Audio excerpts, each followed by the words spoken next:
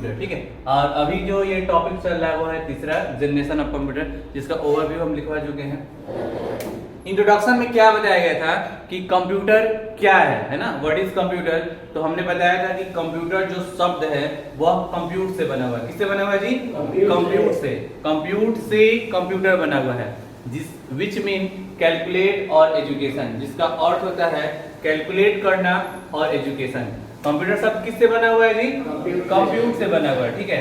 और इसके बाद लिखवाया गया था, डेफिनेशन लिखवाया गया था कि कंप्यूटर किसे कहते हैं, कंप्यूटर क्या है ना, ये सब चीज बताया गया। तो जो कंप्यूटर है, it is a fast electronic and digital device which can solve all types of task, जो कि किसी भी तरह के टास्क को सॉल्व कर सकता है बाय एक्सेप्टिंग डेटा, यानी कि डेटा को एक्सेप्ट करने के बाद, ठीक है। या फिर कंप्यूटर क्या है, तो it is a fast electronic and digital device which can solve all types of tasks और mathematical and logical calculation और ऑपरेशन, यानी कि यह किसी भी तरह का मैथमेटिकल और लॉजिकल ऑपरेशन को परफॉर्म कर सकता है, ठीक है। इसके बाद कंप्यूटर के कार्य करने का सिद्धांत बताया गया था कि कंप्यूटर कैसे काम करता है। तो सबसे पहले क्या करता है कि डेटा को एक्सेप्ट करता है, किसके माध्यम से? इनपुट डिवाइस के माध्यम से। फिर उस पर काम करता है किसके माध्यम से? प्रोसेसर के माध्यम से। और लास्ट में रिजल्ट देता है आउटपुट डिवाइस के माध्यम से, ठीक है। ये उसके कार्य करने का सिद्धांत हुआ, ये इंट्रोडक्शन में बताया गया था। फिर उसके बाद आपको हिस्ट्री बताया गया था कि कंप्यूटर के इतिहास में सबसे पहले अबेकस आया हुआ था, यानी कि it was the first counting device of world and firstly invent in China एगो 2000 इयर्स ओल्ड, यानी कि सबसे पहले इसका आविष्कार चाइना में हुआ 2000 वर्ष पहले अबेकस का, ठीक है। और उसके बाद ये दूसरे देशों में फैला। अबेकस जो है एक लकड़ी का फ्रेम था, उसमें 10 रड लगे हुए थे और जोड़ने घटाने के काम आता था। इसके बाद कैलकुलेटर का आविष्कार हुआ, जिसका आविष्कार ब्लेज पास्कल ने किया था। किसका किया था जी? ब्लेज पास्कल ने, ठीक है। और तब जाके कंप्यूटर का निर्माण हुआ, जो कि कंप्यूटर के फादर किसको बोलते हैं? चार्ल्स बेबेज को बोलते हैं। अभी जो टॉपिक जानना है वह है जनरेशन ऑफ कंप्यूटर सिस्टम। क्या जानना है? Generation of computer system. Generation का मतलब क्या होता है? पीढ़ी होता है। क्या होता है जी? पीढ़ी। और जनरेशन में 5 जनरेशन का आपको टॉपिक लिखवाए थे, first generation, second generation, third generation और फोर्थ जनरेशन। फर्स्ट जनरेशन में आपको लिखवाया गया था वैक्यूम ट्यूब के बारे में। तो इसमें लिखवाया गया उसके बारे में कि the computer were develop between 1940 to 1955, यानी कि वह कंप्यूटर जो कि 1940 और 1955 के बीच बना, डेवलप हुआ, यानी कि वह कंप्यूटर जो कि 1940 और 1955 के बीच बना एंड मेनली यूज्ड, और इसमें मुख्यतः क्या प्रयोग किया गया? तो वैक्यूम ट्यूब प्रयोग किया गया। वैक्यूम ट्यूब क्या है? What is vacuum tube? तो यह एक प्रोसेसर का नाम है, ऐसे तो इसको हिंदी में निर्वात पंप बोलते हैं, निर्वात बोलते हैं, ठीक है। तो आज जैसे हम क्या करते हैं, सीपीयू का प्रयोग करते हैं प्रोसेसर की जगह पे। सीपीयू यूज करते हैं ना, बोलते हैं ना कि कंप्यूटर का, आप लोग सुने होंगे कि कंप्यूटर का ब्रेन किसको कहते हैं? सीपीयू को बोलते हैं, सेंट्रल प्रोसेसिंग यूनिट को कहते हैं। तो यह अभी के समय में सीपीयू यूज किया जा रहा है, पहले सीपीयू यूज नहीं किया जाता था। पहले क्या चलता था? वैक्यूम ट्यूब चलता था। हमने बताया भी था कि यह ईयर एग्जैक्ट नहीं है, आगे पीछे इसका ड्यूरेशन टाइमिंग है, ठीक है। तो वैसा कंप्यूटर जिसमें यह प्रयोग किया गया वैक्यूम ट्यूब, इसको फर्स्ट जनरेशन का कंप्यूटर कहते हैं, ठीक है। इन this generation computer were very slower then other next generation computer, यानी कि इस जनरेशन में कंप्यूटर जो थे बहुत ही स्लोअर थे अगले जनरेशन की तुलना में, ठीक है। इसका क्या क्या डिसएडवांटेज है? डिसएडवांटेज का मतलब क्या होता है? अवगुण, या इसको हम खामियां कहते हैं। क्या बोलते हैं? खामियां। एडवांटेज का मतलब गुण और एडवांटेज, डिसएडवांटेज का मतलब खामियां या अवगुण कह लीजिए, और एडवांटेज का मतलब गुण होता है, ठीक है। तो इसका क्या अवगुण था? तो इसमें प्रोसेसिंग स्पीड जो था वो क्या था? बहुत स्लो था। जैसे जो आज नेट यूज करते हैं, आज के 10 साल पहले जो नेट यूज करते थे उसमें अंतर है ना, ठीक है। पहले हम लोग को ये कि यूट्यूब नहीं चला सकते थे, आज क्या ब्राउजिंग फास्ट होता है, ठीक है। तो पहले का जो प्रोसेसर था और आज का प्रोसेसर था, इसमें जमीन आसमान का फर्क है, ठीक है। तो पहले कोई काम करने के लिए अगर हमको 1 GB अगर डाउनलोड करना है तो हमको हो सके तो 10-10 घंटा 8-8 घंटा लग जाता था, लेकिन आज क्या है? 1 सेकंड में या 2 सेकंड या 10 सेकंड में कंप्लीट कर लेते हैं। कोई भी टास्क कंप्यूटर को देते हैं तो कोई बड़ा से बड़ा काम जो है तुरंत कंप्लीट हो जाता है, ठीक है। पहले या पॉसिबल नहीं था। तो पहला इसका डिसएडवांटेज है। दूसरा था कि मोर एक्सपेंसिव, आज यह पॉसिबिलिटी है कि आप 10,000 में, 8,000 में, 5,000 में कंप्यूटर खरीद लेते हैं। पहले ऐसा पॉसिबल नहीं था। कंप्यूटर लगाने का मतलब क्या हुआ कि एक बहुत बड़ा हॉल रहेगा, जितना बड़ा कैंपस है उतना बड़ा उसका केवल गैजेट रहता है। जैसा हमारा ये स्मार्टफोन है, ठीक है, तो स्मार्टफोन में क्या है, कितना डिवाइस है, छोटा सा डिवाइस है ना, एक केबल प्लेट लगा हुआ है, एक बोर्ड लगा हुआ है, उसी पे सारा काम हो गया है ना। लेकिन पहले ऐसा पॉसिबल नहीं था। थोड़ा सा अंतर देख लीजिए, जो आज टेलीविजन हमारा है, स्मार्ट टेलीविजन, एकदम पतला सा पेज की तरह आप कहीं भी दीवार पर साट देते हैं ना, लेकिन पहले का जो टेलीविजन था वैसा था नहीं। तो उतना स्पेस क्यों था, क्योंकि उसके अंदर जो था बहुत सारा डिवाइस था, ठीक है। तो क्योंकि आज जो जमाना है वो माइक्रो प्रोसेसर का है, प्रोसेसर का भी नहीं, micro processor. Micro processor, micro का मतलब क्या होता है, बहुत सूक्ष्म होता है, बहुत छोटा होता है, बस में रही ना। तो कहने का मतलब है कि पहले का जो कंप्यूटर था वो ये पॉसिबल नहीं था कि आप 5,000 8,000 में खरीद लेते थे, ठीक है, यानी कि यह मोर एक्सपेंसिव था। इसके बाद है large amount of heat generate, यानी कि इसमें बहुत अधिक मात्रा में गर्मी उत्पन्न, उष्मा उत्पन्न होता था। क्यों जी, क्योंकि चूंकि कंप्यूटर जो है एक इलेक्ट्रॉनिक डिवाइस है, और इलेक्ट्रॉनिक डिवाइस में उसमें बहुत सारा कीट रहता है, फैसिलिटर्स रहता है, कैपेसिटर्स रहता है, ठीक है, ये सारा डिवाइस अवेलेबल रहता है, जिसके कारण अब सोचिए कि एक मोबाइल हम लोग छोटा सा मोबाइल यूज करते हैं, बहुत ज्यादा देर तक यूज करते हैं तो हीट होता है ना।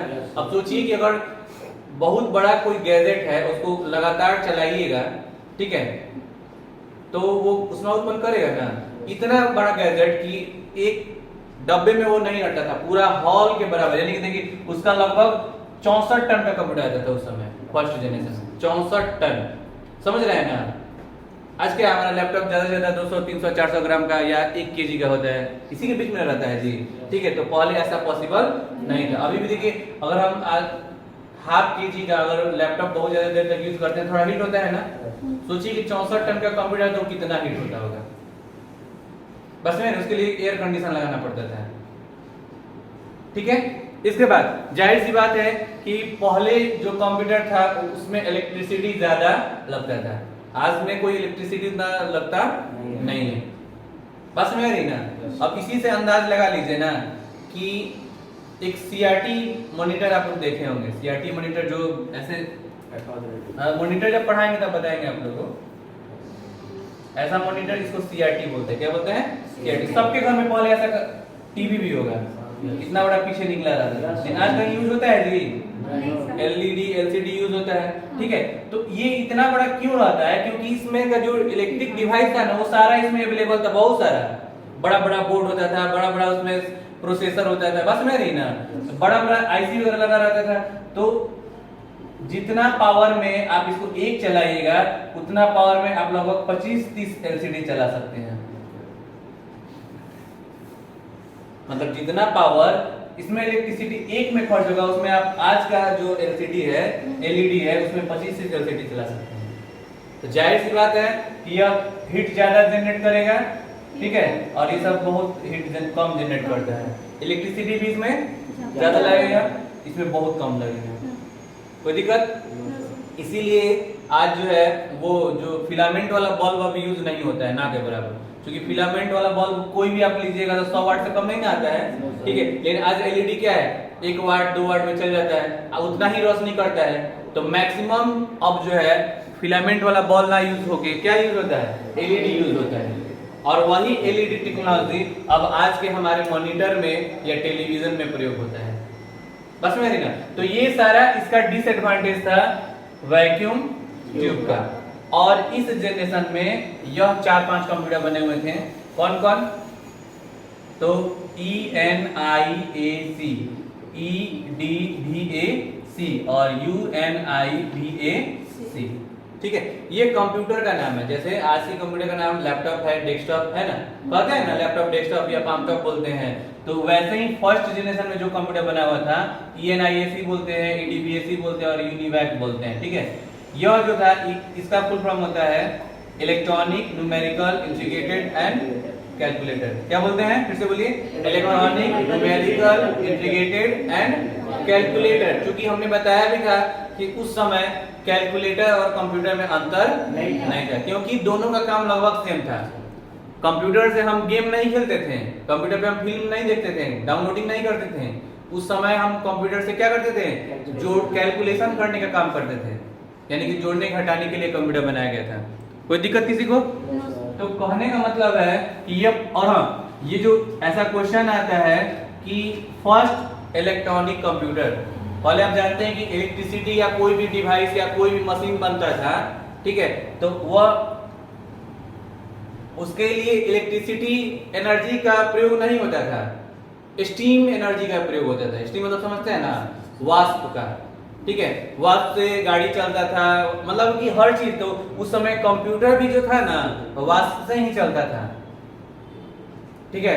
अब जैसे कहीं कंप्यूटर लगा किसी हॉल में, उसका डिवाइस लगा और बगल में उसका जो स्टीम का जो है वो सारा मटेरियल लगा, और उसी के स्टीम से ही तब जाएगा। सोचिए कि हमारा जमाना अब कितना बदल गया है कि आज हम इलेक्ट्रिसिटी से कंप्यूटर चलाते हैं और उस समय कोयला डाल के कंप्यूटर चलाते थे।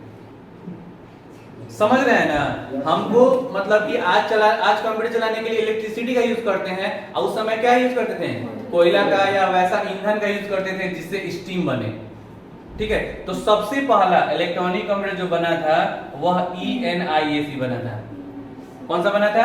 ENIAC, जो कि जिसमें इलेक्ट्रिक का यूज किया गया था, जिसको बोलते हैं electronic numerical integrated and calculator, ठीक है। फिर उसके बाद दूसरा कंप्यूटर बना EDVAC, जिसको बोलते हैं electronic discrete variable and calculator, और जो तीसरा है यूनिवर्सल ऑटोमेटिक कंप्यूटर। और हाँ, इसकी खासियत क्या है, UNIVAC, इसको बोलते हैं it was the first digital computer.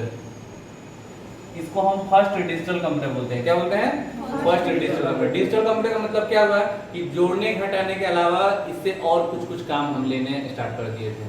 जैसे इन सबों से तो बस सीमित था कि इससे हम केवल जोड़ने घटाने का काम करते हैं, लेकिन जो यूनिवैक था इससे थोड़ा सा और एक्स्ट्रा काम लेने लगे थे, ठीक है। जैसे पहले वाला फोन आता था तो फोन भी आने लगा, थोड़ा थोड़ा गेम आने लगा था, वो सांप वाला गेम आ गया था उसमें, स्नैक क्या बोलते थे उसको, अरे नहीं आता था। यहाँ पे एक बिंदु आएगा, नोकिया का पुराना मोबाइल, सोचिए वो गोल गोल घूमेगा, जोड़ के जोड़ता था। अब देखिए कौन सा गेम होता है, सब डिजिटल लगता है गेम होता है, बस में ना। तो कहने का मतलब है थोड़ा सा फीचर्स आ गया उसमें, मैसेजिंग का फीचर आ गया, इमेज का फीचर नहीं आया था, बस में ना। तो ऐसे ही हो गया ना। इसके बाद है second generation of computer system. इसमें लिखवाया गया होगा कि the computer were develop between 1914 to 60, यानी कि वैसा कंप्यूटर जो कि 1946 और 60 के बीच में डेवलप हुआ, और इसमें मुख्यतः जो है ट्रांजिस्टर का प्रयोग किया गया। क्या प्रयोग किया गया? ट्रांजिस्टर का, यानी कि पहले जनरेशन में आपको वैक्यूम ट्यूब प्रयोग किया गया था, और उसको बदलकर अब क्या प्रयोग किया गया? ट्रांजिस्टर का प्रयोग किया गया। इसको हम सेकेंड जनरेशन का कंप्यूटर कहते हैं। और in this generation computer were some reliable compare than other previous generation computer, यानी कि इस जनरेशन में जो भी कंप्यूटर बना वो थोड़ा आरामदायक था पहले की तुलना में, यानी कि पहले जनरेशन की तुलना में अब जो था साइज में कम आने लगा, थोड़ा सा स्पीड उसका बढ़ गया, ठीक है। उसके बाद हीट जो है कम जनरेट करने लगा, तो ये सब फैसिलिटी बढ़ गया था। और इस समय जो है IBM ने यह कंप्यूटर बनाया था। IBM क्या है? तो एक कंपनी, जैसे रिलायंस कंपनी है, टाटा कंपनी है, उसी तरह ये सॉफ्टवेयर और हार्डवेयर इंडस्ट्री की सबसे बड़ी कंपनी है। इसको बोलते हैं इंटरनेशनल बिजनेस मशीन। लिख लीजिए तो IBM को full form international business machine.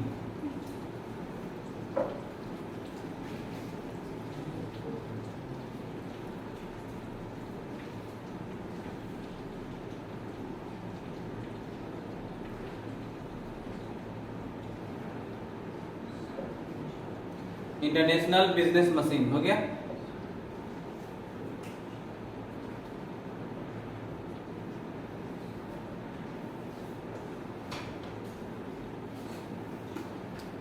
Okay, then next generation जो है वो third generation of computer system, और सेकेंड जनरेशन में ट्रांजिस्टर प्रयोग किया गया था, ठीक है। इसके बाद जो तीसरा जनरेशन आया, इस डिवाइस को बदल दिया गया और इस बार IC प्रयोग किया गया। क्या प्रयोग किया गया जी? IC, जिसको हम पूरे अर्थ में क्या बोलते हैं? इंटीग्रेटेड सर्किट बोलते हैं, ठीक है। अभी भी देखिएगा पुराना वाला जो डिवाइस कोई बड़ा बड़ा होता है तो उसमें देखिएगा ऐसा ट्रांजिस्टर लगा हुआ रहता है, ठीक है। ये इलेक्ट्रिक डिवाइस है। आईसी प्रयोग किया गया और आईसी प्रयोग में एक तकनीक यूज किया गया जिसको बोलते हैं आईएलएस टेक्नोलॉजी, यानी कि जिसको बोलते हैं इंटीग्रेटेड लार्ज स्केल, जिसमें बहुत अधिक मात्रा में इंटीग्रेशन होता है, उसको बोलते हैं आईएलएस टेक्नोलॉजी कंप्यूटर। ठीक है, जो कि 1960 के बाद जो भी कंप्यूटर बना और जिसमें आपको आईसी का प्रयोग किया गया, इसको बोलते हैं third generation of computer system. और आईसी के समय में और भी रिलायबल हो गया। ठीक है, अब लिखिए fourth generation of computer system.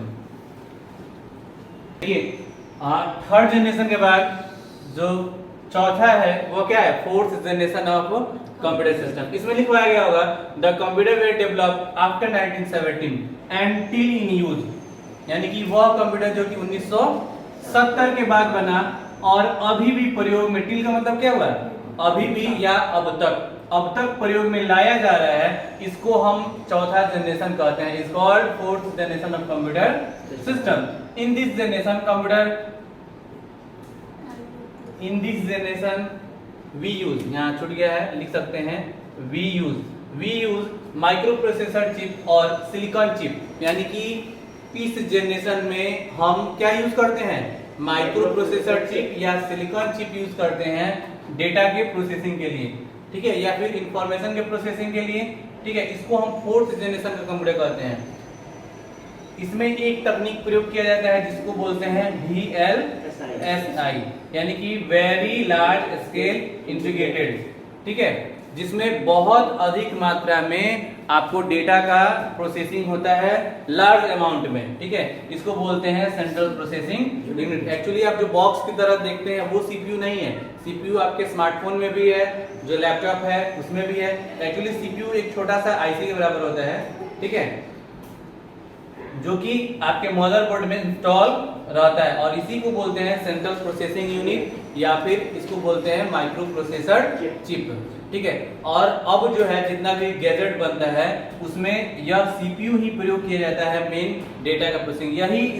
इसी को हम कंप्यूटर का ब्रेन कहते हैं या मेन पार्ट कहिए, यूं कह लें कि इससे पूरे कंप्यूटर का कंट्रोलिंग होता है। ठीक है, और इसमें कंप्यूटर बने थे डेस्कटॉप, लैपटॉप, ये सब जो है आपको फोर्थ जनरेशन में बने हुए थे।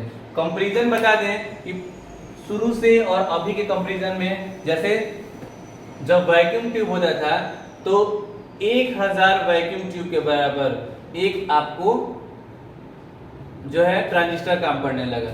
ठीक है, 1000 वैक्यूम ट्यूब के बराबर और 1000 ट्रांजिस्टर के बराबर एक आईसी काम करने लगा और 1000 आईसी के बराबर आपको 10,000 आईसी के बराबर जो है एक सीपीयू काम करने लगा, वो भी शुरुआती वाला सीपीयू। सोचिए कि इसके कंपैरिजन में सीपीयू जो है कितना गुना फास्ट हो गया, सारा जीरो जो है इसमें बैठा लीजिए, उतना गुना फास्ट हो गया कंप्यूटर हमारा, बस में ना। और इसके बावजूद जो शुरुआती सीपीयू था, यानी कि 1970 का जो सीपीयू था और अभी का जो सीपीयू है, इसमें जमीन आसमान का फर्क है। ठीक है, शुरुआती सीपीयू उतना कारगर नहीं था। ठीक है, लेकिन अब क्या है, अभी आप चूंकि जब भी आप लैपटॉप या डेस्कटॉप खरीदने जाते हैं तो सबसे पहले यह देखते हैं कि उसमें प्रोसेसर कौन सा लगा हुआ है। तो आप कहते हैं कि i3 प्रोसेसर है या i7 प्रोसेसर है, तो बोलते हैं ना। ठीक है, i9 प्रोसेसर है। ठीक है, तो ये सब, और i7 भी है तो उसमें कौन सा जनरेशन है, फर्स्ट जनरेशन, सिक्स्थ जनरेशन, उसके बाद 10th जनरेशन तक है टोटल। ठीक है, तो शुरुआती कंपैरिजन में आज का जो कंप्यूटर है वो बहुत ही फास्ट हो गया है। कोई दिक्कत इसमें? तो आज के लिए रहने दीजिए।